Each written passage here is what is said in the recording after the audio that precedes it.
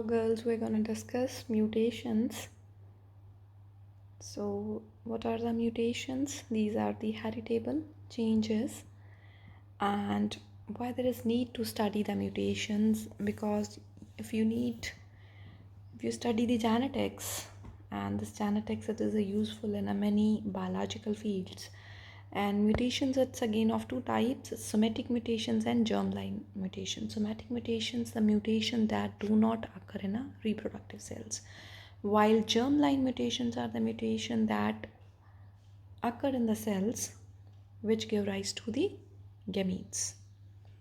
So any of the mutations occurring in the ovaries, cells of ovaries, or the cells of testicles, this give rise to the formation of germline mutations, while all other the mutations that occur in the body, those are known as somatic mutations. And then a spontaneous, they occur, there is a sudden change, and this sudden change, it occurs in a DNA structure. So in a spontaneous, there can be a point mutation. Point mutation means you have a DNA sequence G, A, C, T, G. A change in one nucleotide. Instead of G, let's see there is G, C, C, T, G. So this change in mutation is from A to C. This is a point mutation. So number one are the spontaneous mutation. They occur suddenly. In the spontaneous mutation, there can be a point mutation. Point mutation means change in a one nucleotide sequence, and this point mutations, these can occur during any phase of cell cycle from G1 to G2, right? And the rate of spontaneous mutation in eukaryote, it is about 10 raised to power minus 4 to 10 raised to power minus 6 per gene in generation, while in bacteria it is 10 raised to power minus 5 to 10 raised to power minus 7 per gene in per generation. Moreover, genetic constitute of organism that to affect the mutation rate. For example, in Drosophila, the males and females of same strain have a same mutation rate, while in a flies different strains have a different mutation rate. So most of the mutation, and अगर mutation हो रही है, mutation में change आ रही है, ਤਾਂ change ਨੂੰ repair ਕਰਨ ਲਈ ਸੈੱਲ ਦੇ ਕੋਲ ਸੈਲੂਲਰ ਰਿਪੇਅਰ ਮੈਕੈਨਿਜ਼ਮ ਹੁੰਦੇ ਨੇ, ਬਟ ਕਈ ਵਾਰੀ ਜਿਹੜੀਆਂ ਰਿਪੇਅਰਸ ਨੇ ਇਹ ਫਿਕਸ ਨਹੀਂ ਹੁੰਦਾ, ਐਂਡ ਡੈਟ ਜਿਹੜੀ ਮਿਊਟੇਸ਼ਨ ਹੈ ਉਹ ਐਕਸਪ੍ਰੈਸ ਹੋ ਜਾਂਦੀ ਹੈ। ਹੁਣ ਸਪੌਂਟੇਨੀਅਸ ਮਿਊਟੇਸ਼ਨਸ ਨੂੰ ਕੌਣ ਕਾਜ਼ ਕਰ ਸਕਦਾ ਹੈ? ਟੋਟੋਮੈਰਿਕ ਸ਼ਿਫਟਸ ਵੀ ਹੋ ਸਕਦੀਆਂ ਨੇ। Tautomeric shift, tautomerism change in the structure of base pair ਹੈ। ਜੀ ਦੀ ਹਮੇਸ਼ਾ ਸੀ ਨਾਲ ਪੇਅਰਿੰਗ ਹੁੰਦੀ, ਏ ਦੀ ਹਮੇਸ਼ਾ ਟੀ ਨਾਲ। ਜੀ ਦੇ ਵਿੱਚ ਗੋਨੋਸਿਨ ਦੇ ਵਿੱਚ ਕੁਝ ਐਸੀਆਂ ਚੇਂਜਸ ਆ ਜਾਣ ਕਿ ਉਹ ਸੀ ਦੀ ਜਗ੍ਹਾ ਪੇਅਰ ਕਰਨ ਨਾਲ ਬਾਈ ਚਾਂਸ ਟੀ ਨਾਲ ਪੇਅਰ ਕਰ ਜਾਏ, ਅਤੇ ਜੇ ਸੀ ਦੇ ਨਾਲ ਪੇਅਰ ਕਰਨ 'ਤੇ ਸੀ ਦੀ ਜਗ੍ਹਾ 'ਤੇ ਟੀ ਨਾਲ ਪੇਅਰ ਕਰ ਗਿਆ, ਰਾਈਟ, ਐਂਡ ਰਿਪੇਅਰ ਸਿਸਟਮ ਨੇ ਸੀ ਦੀ ਜਗ੍ਹਾ ਟੀ ਲਾਉਣ 'ਤੇ ਇਹਨੂੰ ਰਿਪੇਅਰ ਕਰਕੇ ਇਹ 'ਚ ਕਰਤਾ ਕਨਵਰਟ, ਤਾਂ ਚੇਂਜਸ ਆ ਗਈਆਂ। ਠੀਕ ਹੈ ਜੀ। ਵੋਬਲ ਬੇਸ ਪੇਅਰਿੰਗ ਕਿੱਥੇ ਹੁੰਦੀ ਹੈ? ਜਿੱਥੇ TRNA ਪੇਅਰ ਅਪ ਕਰਦਾ ਹੈ ਆਪਣੇ, ਕਿਹਦੇ ਨਾਲ ਪੇਅਰ ਅਪ ਕਰਦਾ ਜੀ? TRNA ਦਾ ਤੁਹਾਡੇ ਕੋਲ ਵੋਬਲ ਸਟਰਕਚਰ ਹੁੰਦਾ, ਜਿੱਥੇ ਤੁਹਾਡੇ ਕੋਲ ਟ੍ਰਾਈਕੋਡ ਹੁੰਦਾ। ਟ੍ਰਾਈਕੋਡ ਰਿਕੋਗਨਾਈਜ਼ ਕਰਦਾ mRNA ਦੇ ਟ੍ਰਿਪਲ ਸੀਕੁਐਂਸ ਨੂੰ। ਇਹਨਾਂ ਦੀਆਂ ਮਿਸ ਬੇਸ ਪੇਅਰਿੰਗਸ, ਸਟ੍ਰੈਂਡ ਸਲਿਪੇਜ ਹੋ ਗਈ, ਕ੍ਰੋਸਿੰਗ ਓਵਰ ਨਾ ਹੋਈ, ਜਾਂ ਸੈਟਨਲੀ ਕੈਮੀਕਲ ਚੇਂਜਸ ਆ ਗਈਆਂ, ਡੀਪਿਊਰੀਨੇਸ਼ਨ ਹੋ ਗਈ, ਜਾਂ ਅਮੀਨ ਗਰੁੱਪਸ ਰਿਮੂਵ ਹੋ ਗਏ। ਅੱਗੇ ਆ ਜਾਓ ਜੀ। ਪਹਿਲੀ ਐਗਜ਼ਾਮਪਲ ਆ ਗਈ ਟੋਟੋਮੈਰਿਕ ਸ਼ਿਫਟਸ ਦੀ। ਟੋਟੋਮੈਰਿਕ ਸ਼ਿਫਟਸ 'ਚ ਕੀ ਹੈ ਕਿ ਪਿਊਰੀਨ ਅਤੇ ਪ੍ਰਿਮਿਟਿਨ ਬੇਸਿਸ ਦੇ ਅਲੱਗ-ਅਲੱਗ ਟੋਟੋਮਰਸ ਹੁੰਦੇ ਨੇ। ਦੇਖੋ ਫੋਰ ਐਗਜ਼ਾਮਪਲ ਤੁਹਾਡੇ ਕੋਲ ਕਾਮਨ ਫੋਰਮਸ ਇਹਨਾਂ ਨੇ ਕੀ ਦਿਖਾਇਆ ਹੋਇਆ? ਥਾਇਮੀਨ ਦੀ ਜਿਹੜੀ ਕਾਮਨ ਫੋਰਮ ਹੈ ਤੁਹਾਡੇ ਕੋਲ 1 2 3 4th ਪੋਜੀਸ਼ਨ 'ਤੇ ਆਕਸੀਜਨ ਹੈ, 5th 'ਤੇ ਹਾਈਡਰੋਜਨ ਹੈ। But in a rare form thymine 'ਚ 5th ਜਿਹੜਾ ਹਾਈਡਰੋਜਨ ਹੈ ਸ਼ਿਫਟ ਕਰਕੇ 5th ਨਾਈਟ੍ਰੋਜਨ ਤੋਂ ਕਿੱਥੇ ਚਲਾ ਜਾਂਦਾ ਹੈ? 4th 'ਤੇ ਆਕਸੀਜਨ 'ਤੇ, ਤਾਂ ਹਾਈਡਰੋਕਸਿਲ ਗਰੁੱਪ ਬਣ ਗਿਆ। ਹੁਣ ਇਹਦੀ ਪੇਅਰਿੰਗ ਚੇਂਜ ਹੋ ਜਾਏਗੀ। ਕਾਮਨ ਫਾਰਮ 'ਚ ਇਸ ਥਾਇਮੀਨ ਨੇ ਪੇਅਰ ਅਪ ਕਰਨਾ ਸੀ ਐਡੇਨਿਨ ਨਾਲ, ਠੀਕ ਹੈ ਜੀ। ਬਟ ਹੁਣ ਕੀ ਹੈ, ਅਰੇਂਜਮੈਂਟਸ ਚੇਂਜ ਹੋ ਗਈਆਂ। ਜਾਂ ਉਸੇ ਤਰ੍ਹਾਂ ਹੀ ਗੁਆਨਿਨ 'ਚ ਦੇਖੋ ਤੁਸੀਂ, ਜਿਹੜਾ ਹਾਈਡਰੋਕਸਿਲ ਗਰੁੱਪ ਹੈ H ਹੈ ਨਾਈਟ੍ਰੋਜਨ ਦਾ, that goes to the oxygen cytosine and adenine. So these become the rare forms, and जे इन्हां दियां टाइप ऑफ बॉन्ड्स चेंज हो गए, if type of bonds have been changed तो जी इन्हां दियां पेयरिंग है हाइड्रोजन बॉन्ड फॉर्मेशन होंदी है, ए वाली ए भी चेंज हो जाएगी।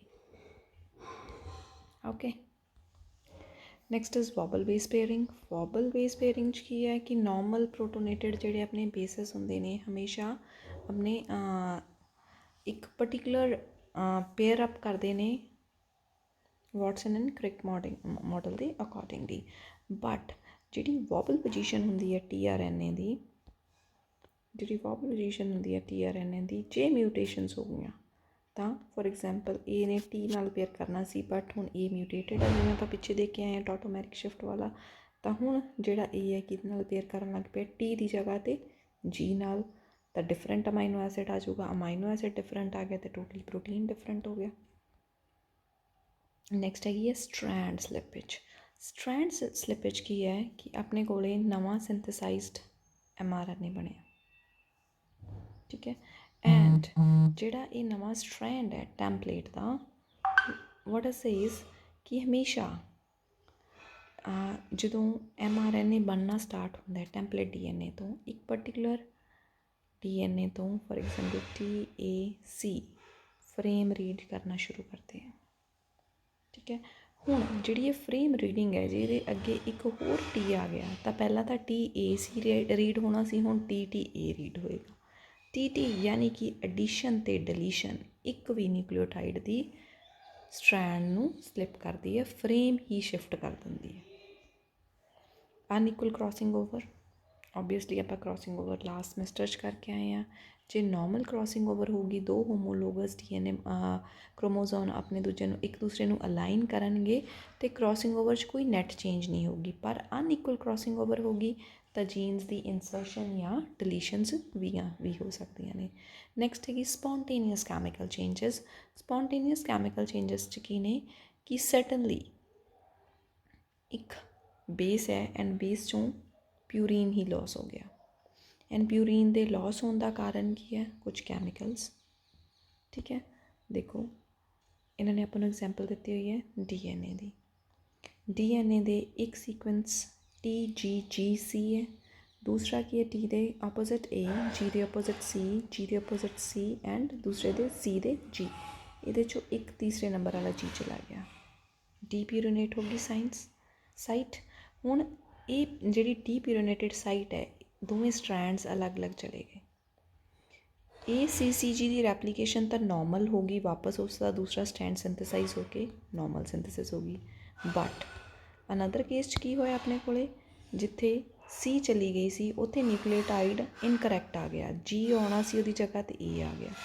हुण A दे ऑपोजिट T सिंथेसाइज होगा तो म्यूटेंट च की चला गया फाइनली T, राइट। डीएमिनेशन की है रिमूवल ऑफ अमाइनो ग्रुप। जिन्हें भी प्यूरीन्स या पिरामिडन्स आ उन्होंने हमेशा अपने को अमाइनो ग्रुप प्रेजेंट है। अमाइनो ग्रुप रिमूव होया तो ऑक्सीजन आ गई, तो उन्होंने आपस च ही जिथे अमाइनो ग्रुप ने किहदे नाल करना सी हाइड्रोजन बॉन्ड बनाना सी, उत्थे कौन है हुण oxygen,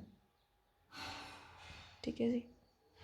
so next one is induced mutations. Induced mutations की है कि म्यूटेशंस तो आईयां पर आर्टिफिशियली इंड्यूस कीतियां, राइट। हुण इंड्यूस्ड म्यूटेशंस की है कि या तो इन्वायरमेंटल चेंजिस कैमिकल्स करके आईयां या रेडिएशंस करके। इन्वायरमेंटल एजेंट्स भी काफ़ी ने जिहड़े DNA नूं डैमेज कर सकते हैं, एंड जिस चीज़ करके म्यूटेशन आ रही है उन्होंने आपां की कहने आ म्यूटाजन, ठीक है। एंड म्यूटाजन करके स्पॉन्टेनियस म्यूटेशंस भी आ सकती हैं, ठीक है जी। इंड्यूस्ड म्यूटेशंस नूं कौन कौन कॉज कर सकता है? बेस एनालॉग्स कॉज कर सकते हैं, ਐਲਕਲਾਈਟਿੰਗ ਏਜੰਟਸ ਕਰ ਸਕਦੇ ਆ, ਡੀਐਮੀਨੇਸ਼ਨ ਹੋ ਸਕਦੀ ਹੈ, ਹਾਈਡਰੋਕਸਿਲਮੀਨਸ ਐਡ ਹੋ ਸਕਦੀਆਂ ਨੇ, ਆਕਸੀਡੇਟਿਵ ਰਿਐਕਸ਼ਨਸ ਹੋ ਸਕਦੀਆਂ ਨੇ, ਇੰਟਰਕੈਲੇਟਿੰਗ ਏਜੰਟਸ ਹੋ ਸਕਦੇ ਆ ਜਾਂ ਰੇਡੀਏਸ਼ਨਸ ਵੀ ਹੋ ਸਕਦੀਆਂ ਨੇ। ਠੀਕ ਹੈ ਜੀ। ਹੁਣ ਬੇਸ ਐਨਾਲੌਗਸ, ਐਡੇਨਾਈਨ,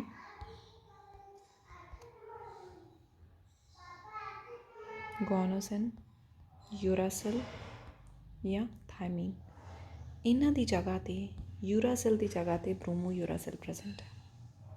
ਤਾਂ DNA ਪੋਲੀਮਰੇਜ਼ ਉਹਨੂੰ ਡਿਸਟਿੰਗੁਇਸ਼ ਨਹੀਂ ਕਰ ਸਕੀ ਯੂਰਾਸਿਲ ਤੋਂ, ਰਿਪੇਅਰ ਨਹੀਂ ਹੋਇਆ, ਤਾਂ ਬੇਸ ਐਗਜ਼ੈਕਟ ਬੇਸ ਦੀ ਜਗ੍ਹਾ 'ਤੇ ਉਹਦਾ ਕੋਈ ਐਸਾ ਐਨਾਲੌਗ ਪ੍ਰੈਜ਼ੈਂਟ ਹੋਣਾ ਜਿਹਨੂੰ DNA ਪੋਲੀਮਰੇਜ਼ ਨੇ ਇਨਕਲਕੇਟ ਤਾਂ ਕਰਤਾ ਐਂਡ ਰਿਪੇਅਰ ਸਿਸਟਮ ਨੇ ਉਹਨੂੰ ਰਿਮੂਵ ਨਹੀਂ ਕਰਿਆ।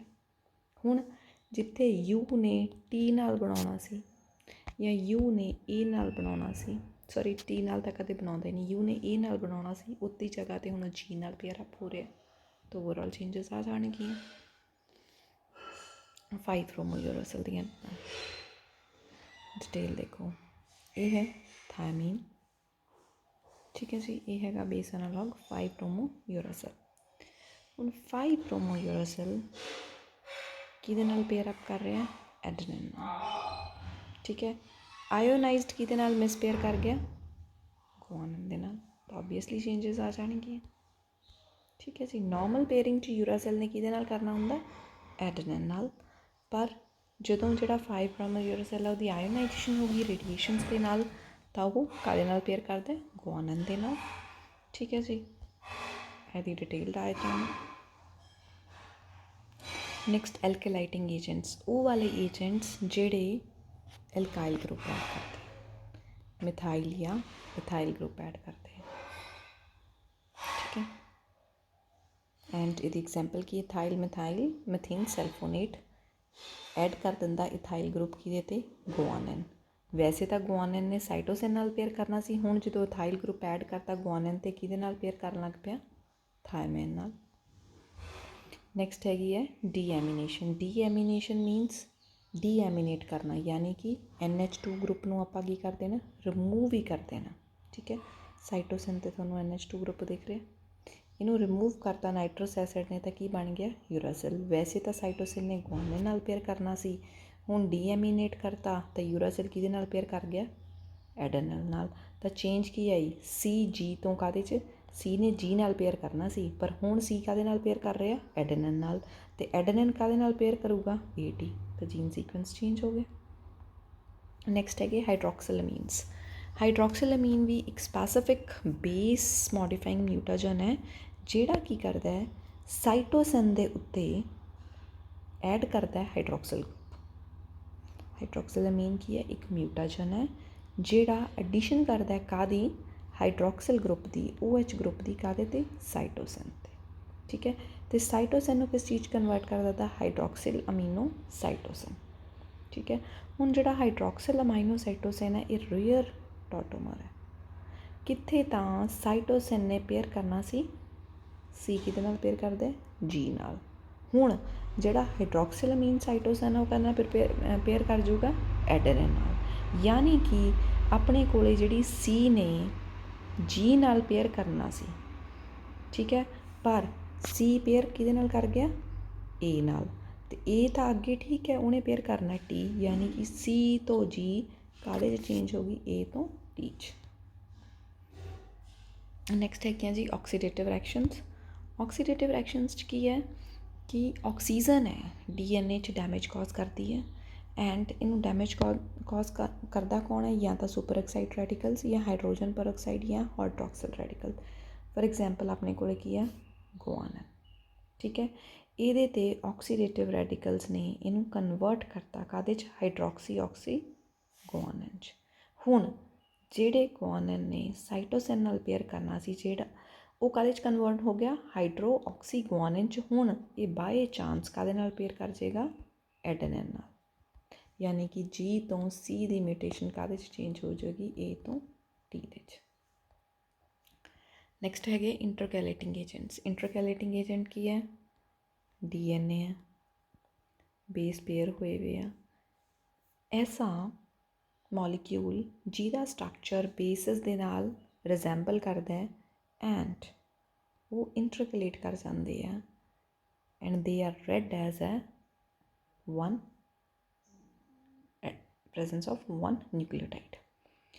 ਤਾਂ ਹੁਣ ਇੰਟਰਕਲੇਟਿੰਗ ਮਿਊਟੇਸ਼ਨਸ ਕੀ ਹੈ, ਸੈਂਡਵਿਚ ਕਰ ਲੈਂਦੀਆਂ ਨੇ ਦੋ ਐਡਜੈਸੈਂਟ DNA ਮੋਲੀਕਿਊਲਸ ਦੇ ਵਿੱਚ ਖੁਦ ਨੂੰ, ਠੀਕ ਹੈ। 3 ਡਾਇਮੈਂਸ਼ਨਲ ਸਟਰਕਚਰ ਨੂੰ ਡਿਸਟੋਰਟ ਕਰ ਦਿੰਦੀਆਂ ਨੇ, ਇਨਸਰਟ ਵੀ ਕਰ ਸਕਦੀਆਂ ਨੇ, ਫਰੇਮ ਹੀ ਸ਼ਿਫਟ ਕਰ ਦਿੰਦੀਆਂ ਨੇ ਟੋਟਲੀ, ਠੀਕ ਹੈ ਜੀ। ਐਂਡ ਇਹਦੀਆਂ ਐਗਜ਼ਾਮਪਲ ਕੀ ਹੈ, ਐਕਰੀਡਨ ਔਰੇਂਜ ਡਾਈ ਹੈ, ਇਥੀਲੀਅਮ ਬ੍ਰੋਮਾਈਡ ਡਾਈ ਹੈ, ਪ੍ਰੋਫਲਾਵਿਨ ਹੈ ਜਾਂ ਡਾਈਆਕਸਿਨ। ਨੈਕਸਟ ਹੈਗੀਆਂ ਨੇ ਰੇਡੀਏਸ਼ਨਸ ਕੀ ਨੇ, ਆਇਓਨਾਈਜੇਸ਼ਨ ਰੇਡੀਏਸ਼ਨਸ ਨੇ ਜਿਹੜਾ ਕੋਵੈਲੈਂਟ ਬੌਂਡ ਹੀ ਬ੍ਰੇਕ ਕਰ ਦਿੰਦੀਆਂ ਨੇ। ਐਂਡ ਕੋਵੈਲੈਂਟ ਬੌਂਡ ਬ੍ਰੇਕ ਕਰਨ ਨਾਲ ਕੁਛ ਮਿਊਟੇਸ਼ਨ ਜਿਵੇਂ ਦੋ ਥਾਇਮਿਨ ਜਾਂ ਇਹਨਾਂ ਦਾ ਡਾਇਮਰ ਬਣਾ ਦੇਣਾ। ਹੁਣ ਜਿਹੜਾ ਡਬਲ ਡਾਇਮਰ ਬਣਿਆ ਉਹਨੂੰ ਉਹ ਦੋ ਅਲੱਗ-ਅਲੱਗ ਨਿਊਕਲੀਓਟਾਈਡ ਨਹੀਂ ਰੀਡ ਕੀਤੇ ਜਾਂਦੇ, ਉਹ ਸਿੰਗਲ ਨਿਊਕਲੀਓਟਾਈਡ ਰੀਡ ਕੀਤਾ ਜਾਂਦਾ, ਠੀਕ ਹੈ। UV ਰੇਡੀਏਸ਼ਨਸ ਜਨਰਲੀ ਪਿਊਰਿਨਸ ਅਤੇ ਪਿਰਾਮਿਡਿਨਸ ਦੇ ਡਾਇਮਰ ਬਣਾ ਦਿੰਦੀਆਂ, ਬਲਜਿੰਗ ਕਰ ਦਿੰਦੀਆਂ ਨੇ ਐਂਡ ਦੋਜ਼ ਆਰ ਮਿਸਰੈਡ। ਜੈਨੇਟਿਕ ਮੋਲਿਸਿਸ ਆਪਾਂ ਕਰਨੀ ਨਹੀਂ ਹੈ। Thank you.